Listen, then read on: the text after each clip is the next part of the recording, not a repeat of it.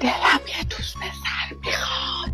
خب همه داراییشو بزنه به نام من. هر که همه داراییشو میزنه به نام من برام کامنت بذاره.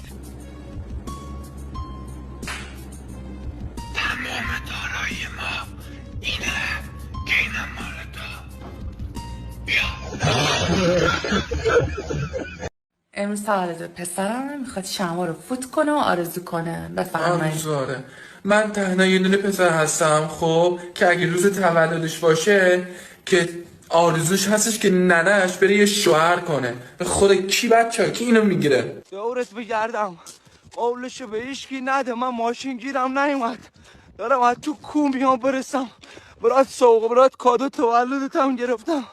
جون عزیزات قولشو به هیچکی نده.